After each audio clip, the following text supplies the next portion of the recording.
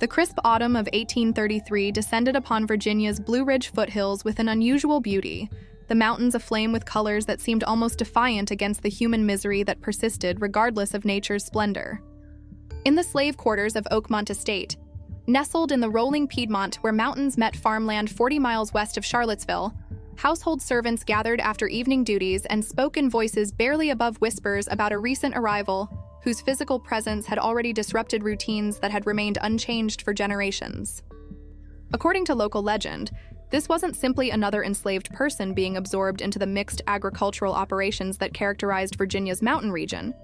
This was someone whose purchase had been demanded not by the estate owner for practical reasons, but by his wife's explicit and unyielding insistence for purposes that had nothing to do with tobacco cultivation or wheat production and everything to do with vanity. Social competition, and the peculiar psychology of power that white women exercised over people they could control absolutely, while remaining legally subordinate to their own husbands. Fragmentary records suggest that what unfolded over the next 14 months would become a story whispered across the mountain south, a tale of how white women's desires and social anxieties could shape enslavement in ways as capricious and destructive as anything their husbands imposed. How being purchased as a living trophy rather than a laborer created vulnerabilities that no amount of strength or capability could overcome, and how the isolation of mountain plantation life would combine with domestic cruelty to create circumstances where extraordinary physical presence became both spectacle and curse. Virginia's Blue Ridge region in the early 1830s occupied a distinctive position in the Commonwealth's economic and social landscape, neither as wealthy as the Tidewater aristocracy, nor as brutally productive as the Deep South cotton plantations, existing in an uncomfortable middle ground that shaped its particular form of slavery. The terrain was unsuited for the large-scale plantation agriculture that characterized flatter regions, with rolling hills and mountain valleys supporting mixed farming operations that combined tobacco and wheat cultivation with livestock raising and small-scale manufacturing. Enslaved populations in the Blue Ridge were generally smaller than on Tidewater estates, with most operations holding 20 to 50 people rather than the hundreds that worked the largest coastal plantations. This smaller scale created different dynamics of control and surveillance. Enslaved people often worked in closer proximity to slave-holding families, with less rigid separation between household service and field labor, creating relationships that owners claimed were more paternalistic and familial, even as they maintained the same fundamental power to sell people away from family and community at any moment. The society that governed these operations operated through mechanisms that distinguished Blue Ridge slavery from both Tidewater refinement and Deep South brutality, claiming a middle path that supposedly balanced economic necessity with Christian obligation and humanitarian sentiment.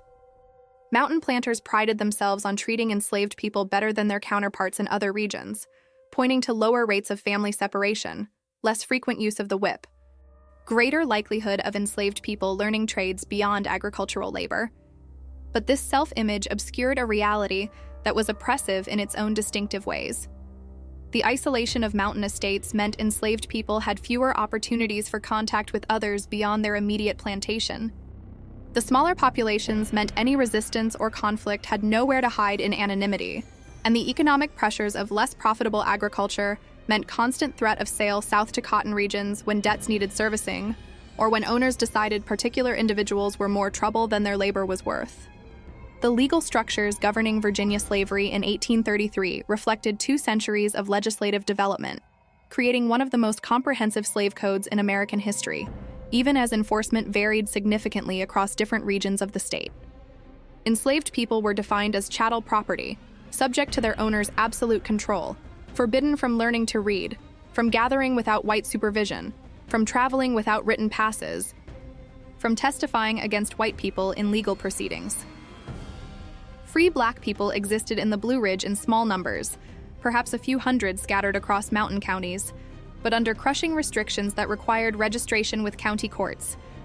prohibited certain occupations, and subjected them to constant surveillance by patrols authorized to question anyone appearing to be of African descent about their legal status. Into this world of codified oppression disguised as paternalistic care came someone who would demonstrate that mountain slavery's claimed moderation could be as cruel as any system when white women channeled their own frustrations and social anxieties into treatment of people they controlled absolutely.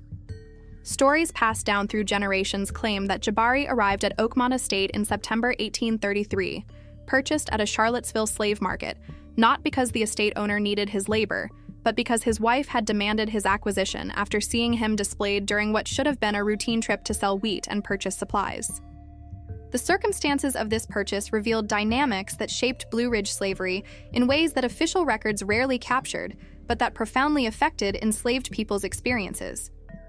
According to oral histories, Catherine Whitfield had accompanied her husband William to Charlottesville that autumn day on what was supposed to be straightforward business, selling the estate's wheat harvest, and perhaps purchasing 1 or 2 additional workers if prices were favorable and estate finances permitted. But when Catherine saw Jabari standing on the auction block, 7 feet and 5 inches tall, with a physique that suggested both tremendous strength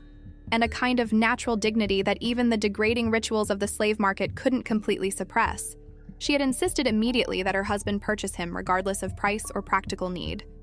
The bidding that followed became something of a spectacle in Charlottesville's Market Square, with William Whitfield competing against several other buyers at his wife's relentless urging, her voice carrying across the crowd as she directed him to continue bidding no matter what others offered. He finally secured Jabari for an extraordinary sum, $1,900, more than double what prime field hands typically cost, and a price that represented a significant portion of Oakmont's annual revenues, even in prosperous years. Oral histories preserved multiple explanations for Catherine Whitfield's determination to acquire Jabari despite the economically irrational price and the estate's limited need for additional labor.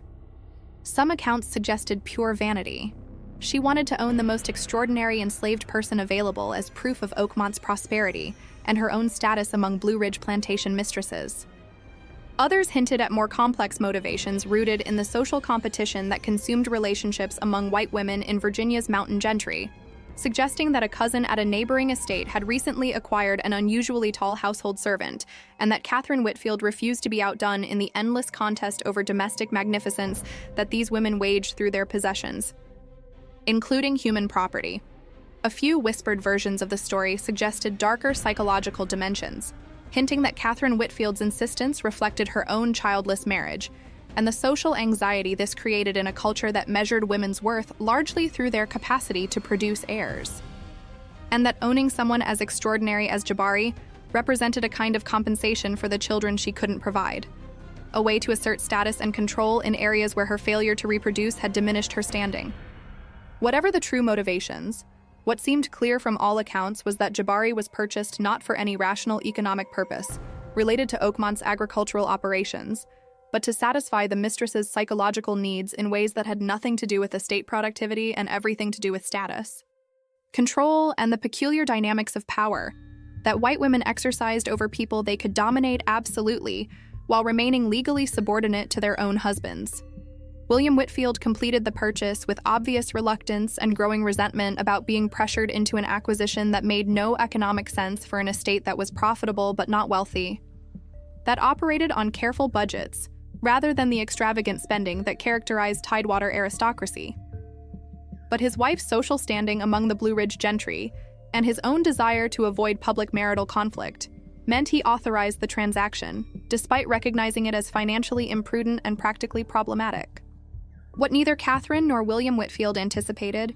what their different forms of calculation prevented them from recognizing, was that they had purchased someone whose extraordinary physical presence would make traditional deployment impossible, whether in field labor or household service. Someone whose size would create complications that no amount of management or violence could fully resolve. The rhythm of life at Oakmont Estate followed patterns established through decades of Blue Ridge agricultural operations,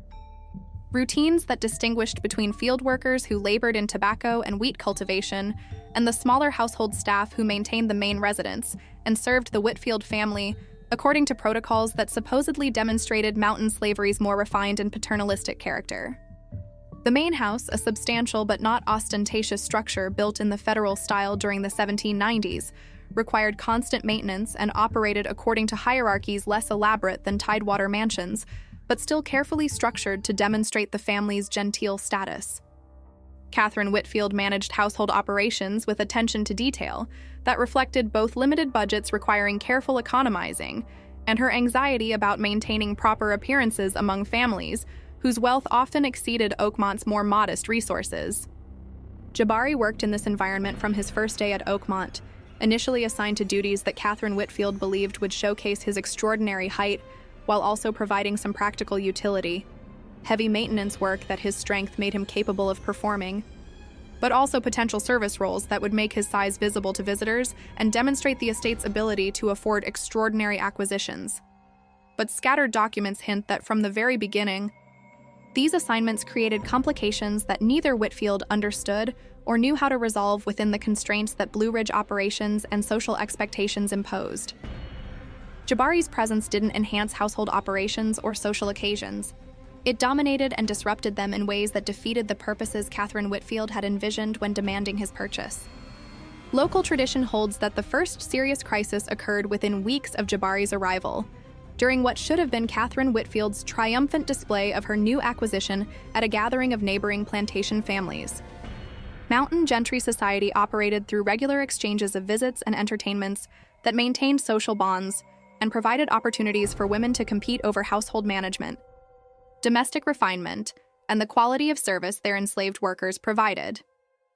Catherine Whitfield had planned this particular gathering meticulously, intending Jabari's presence to demonstrate Oakmont's continued prosperity and to establish her superiority over the cousin whose acquisition of a tall household servant had initially sparked her determination to purchase someone even more extraordinary.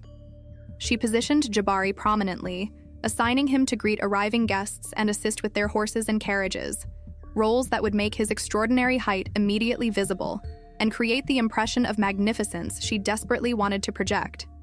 But the afternoon proved disastrous in ways that exposed the fundamental miscalculation underlying his purchase.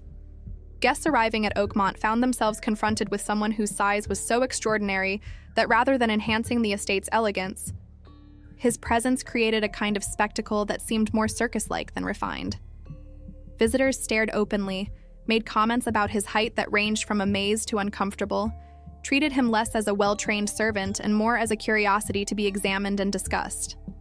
Some guests expressed opinions that such an acquisition was inappropriate for a genteel household, suggesting that Catherine Whitfield's judgment was questionable and that perhaps such extravagance was more vulgar display than proper taste.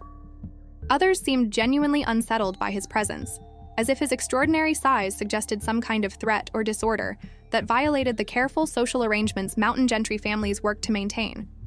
What happened after the guests departed, according to oral histories preserved across generations, revealed the particular cruelty that mountain slavery enabled when white women channeled their social humiliation and rage into treatment of people they controlled absolutely. Catherine Whitfield, devastated by the gathering's failure and the implicit criticism of her judgment from other plantation mistresses whose approval she desperately sought, blamed Jabari entirely for the disaster. She ordered him brought to the estate's punishment area, a small outbuilding where discipline was administered away from the main house's genteel facade, and had him whipped by William Whitfield's overseer with a severity that shocked even workers accustomed to plantation violence. The beating was brutal enough to leave Jabari barely able to walk for days afterward, savage enough that scars would mark his back permanently.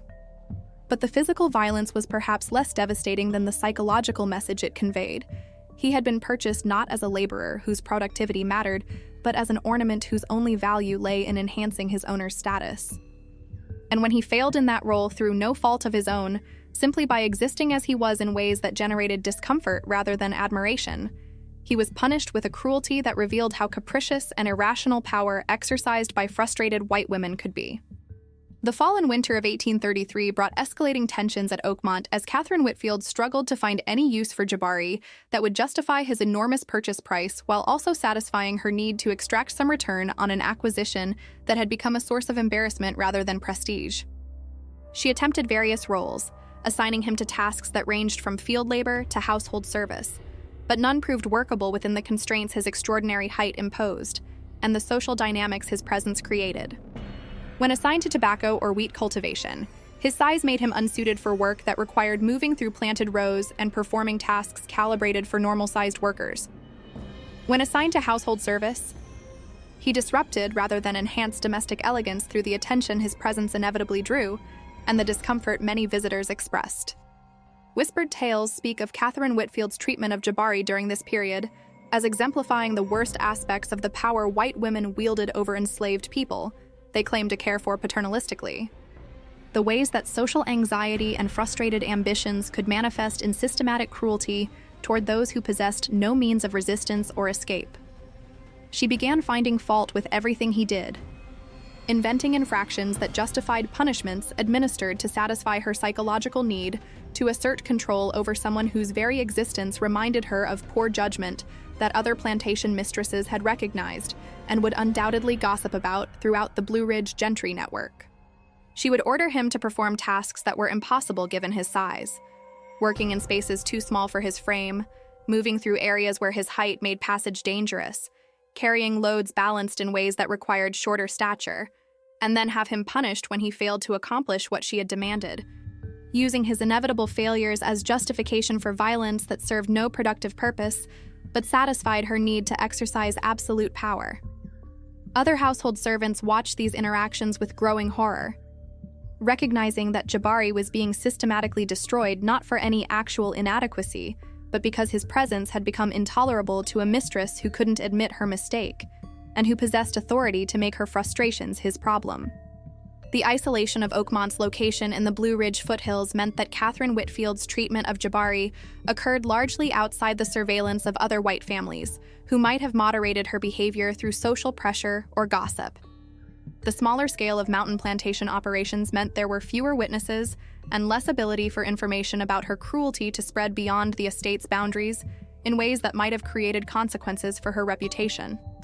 By spring of 1834, fragmentary records suggest that William Whitfield had begun to recognize that his wife's insisted purchase had created a crisis that threatened both Oakmont's finances and the family's standing among Blue Ridge gentry families whose approval remained essential for maintaining social and economic relationships.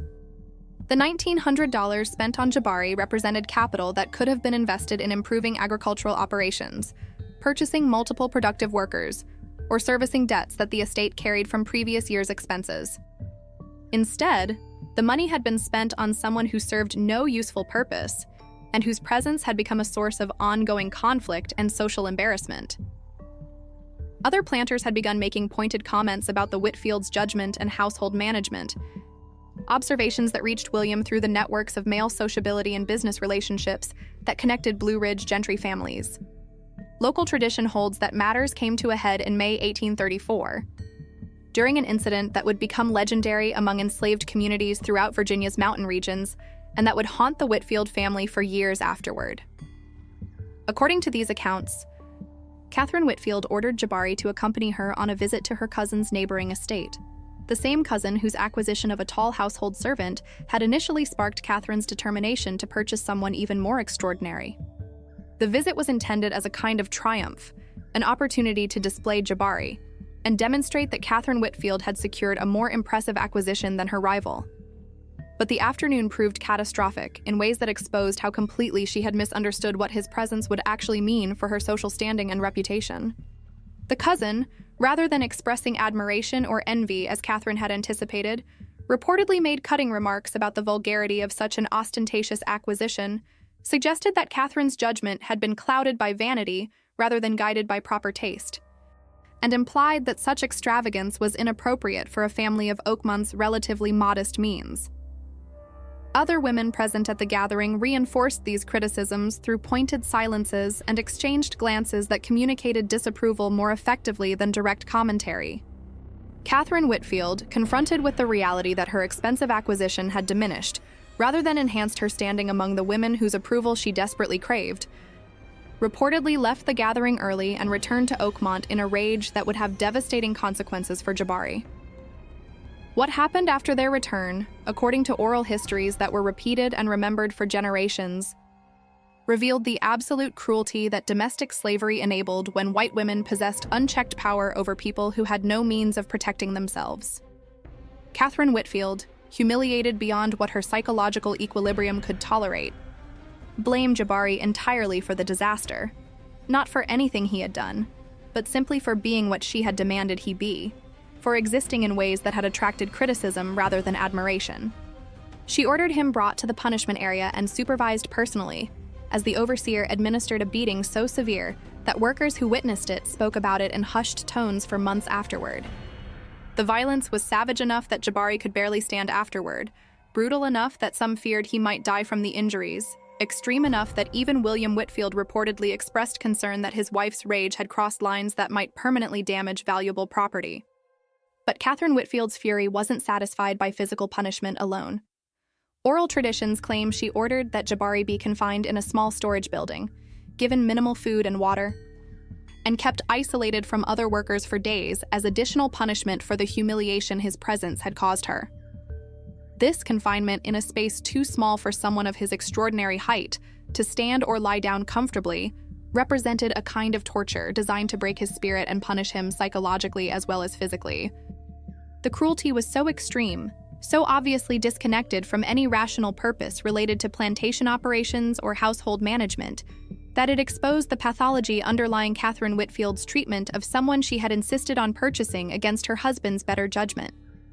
The consequences of this incident cascaded through Oakmont and beyond in ways that vindicated William Whitfield's original opposition to the purchase and revealed the particular vulnerabilities enslaved people faced when their fates were determined by white women's vanity and social anxieties.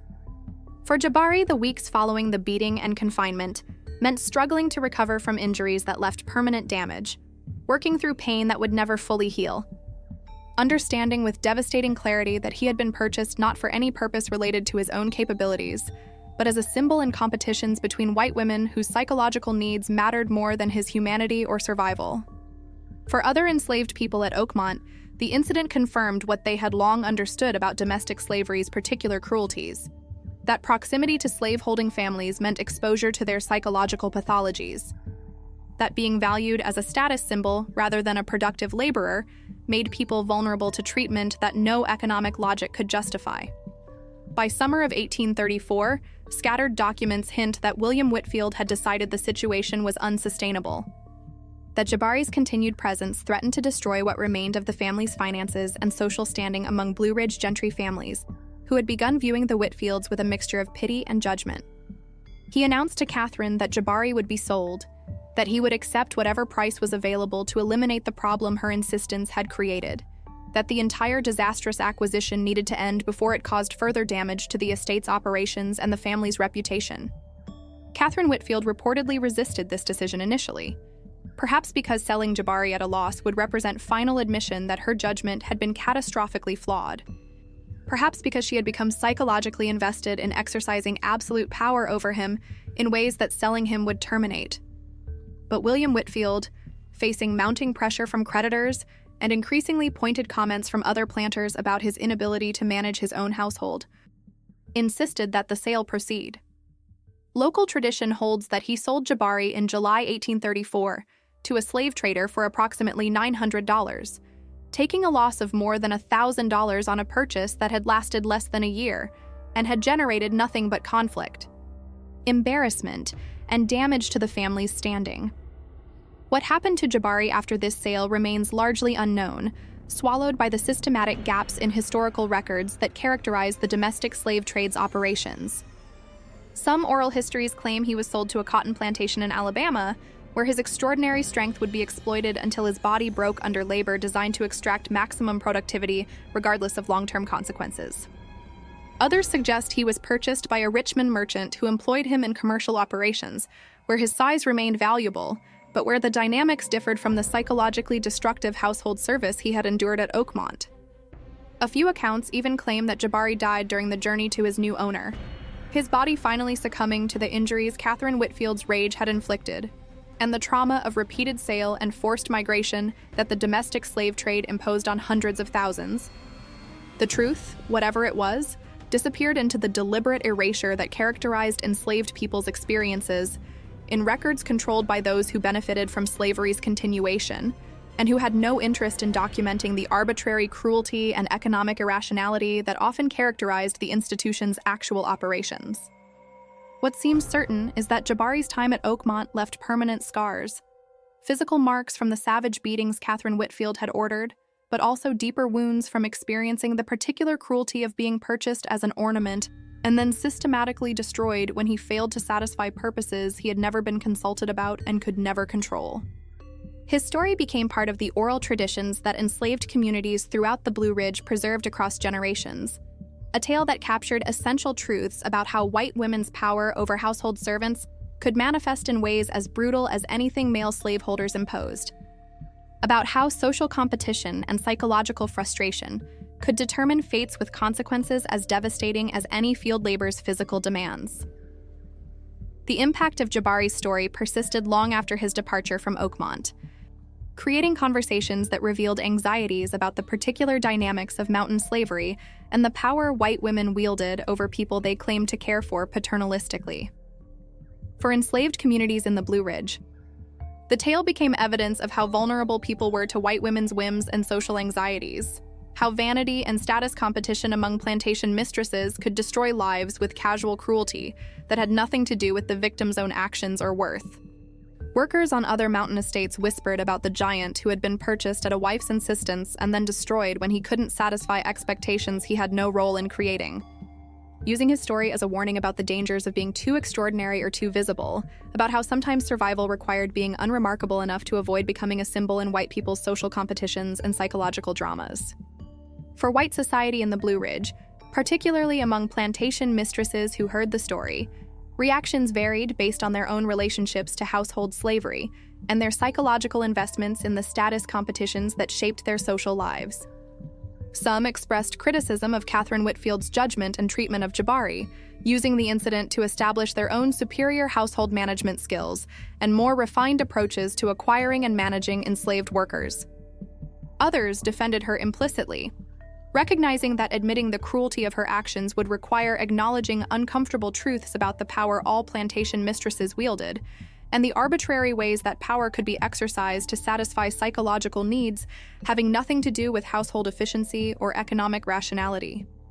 The deeper truth that Jabari's story illuminates extends far beyond the specific circumstances of one extraordinary individual purchased to satisfy a white woman's vanity and then destroyed when reality failed to match her expectations. His experience reveals the particular cruelties that mountain slavery enabled when white women channeled their social anxieties and frustrated ambitions into treatment of people they controlled absolutely. The contradiction was fundamental to Blue Ridge operations. Plantation mistresses lacked legal independence or full property rights under Virginia law, couldn't own property in their own names, couldn't make contracts or control their own finances without husband's permission, yet wielded near absolute authority over enslaved household workers. This combination of subordination in some relationships and dominance in others created psychological pressures that enslaved people bore through treatment that could be as capricious and cruel as anything male slaveholders imposed. Jabari's extraordinary height made these dynamics visible in ways that normal-sized household servants' experiences might not have, his very extraordinariness making him impossible to ignore or render invisible as domestic service normally required. He was purchased not for productive labor, but to satisfy complex psychological needs that Catherine Whitfield herself probably couldn't have fully articulated. Needs for visible proof of status, for superiority in social competition with other plantation mistresses, for control and power in areas where her childless state and subordinate legal position otherwise denied her authority and validation. When he inevitably failed to satisfy these inchoate desires, when his presence created criticism and embarrassment rather than admiration, the violence turned against him reflected not just one woman's cruelty, but the broader pathology of a system that gave frustrated white women absolute power over people whose only crime was existing in ways that didn't serve their owners' psychological needs. Stories passed down through generations preserve knowledge about these particular dynamics of mountain slavery that official documents systematically excluded. Knowledge about how white women's exercise of power over household servants could be as destructive as anything male slaveholders imposed. About how vanity and social competition shaped enslaved people's fates in ways having nothing to do with their own actions or capabilities. These oral traditions tell us that household service exposed enslaved people not just to violence, but to the psychological pathologies and interpersonal anxieties of white families. That being valued primarily as status symbols made people vulnerable to treatment.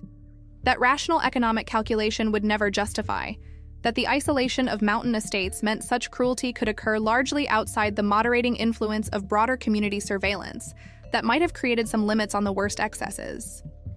The fact that we cannot verify every detail of Jabari's story with documentary precision does not diminish its essential truth or its importance for understanding slavery in all its dimensions.